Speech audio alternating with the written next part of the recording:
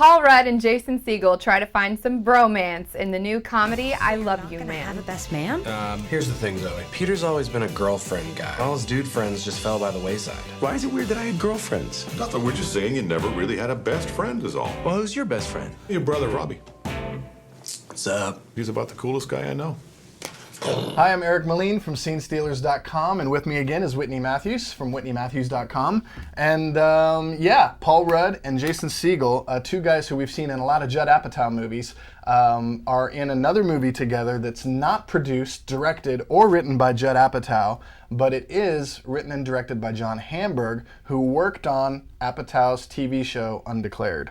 Right. Which is brilliant, by the way. Look, that guy needs to fart. It's pretty clear, but he doesn't know her well enough to do it in front of her, so I assume they haven't slept together. This movie was one of my favorite Paul Rudd roles of all time. He was painfully, authentically awkward. Oh man, when he does, the whole idea behind the film is that Paul Rudd is he's got a fiance and he's got a lot of girlfriends, but he doesn't have any guy friends, and so the whole movie is him trying to figure out, you know, what it means to be a man and how he can, like, you know, really be a dude and hang out with the guys. And so there's all these painfully funny moments. I could watch an entire movie of him on the telephone trying to say goodbye and making up names like, hey Broheim, hey Jack. Mendeley on the later. And Paul Rudd is perfect for this kind of stuff. He's got this really dry humor.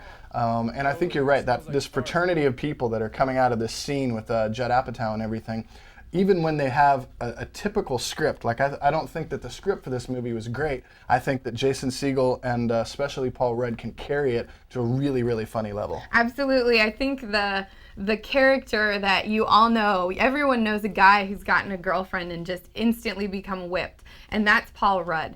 And to watch these guys try and bond and then watch Paul Rudd kind of find his man self throughout all of it. And of course, like Jason Segel is the complete opposite of that guy in that he doesn't have a girlfriend and he sits around, he's got his little man cave or whatever, and we won't talk about the specifics, but let's just say that he's not ashamed to do anything around men in this movie. Absolutely not.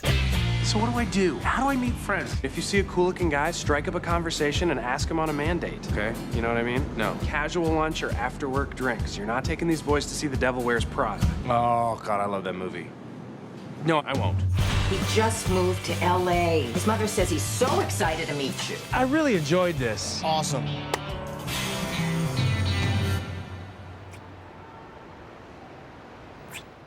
This script, we've seen it before. It's your standard romantic comedy where they get together and then they have to, you know, break apart at the end and then get together one more time. And the way that happens, I mean, the formula is what it is, and if it works, it works. But in this movie, it's kind of iffy. And honestly, the climax is not that funny either. It was kind of a letdown. But I'm giving this movie a minor rock fist up, based purely on the strength of Paul Rudd and Jason Segel's performance, because those guys, they're great together, and it's just a very funny, smart movie when it's not tethered down by this formula. Well, I do think that I agree the script was predictable, but I think that the talent behind it, you're going to see the same kind of LOLs that you get in Forgetting Sarah Marshall. Yeah, I went there, LOLs.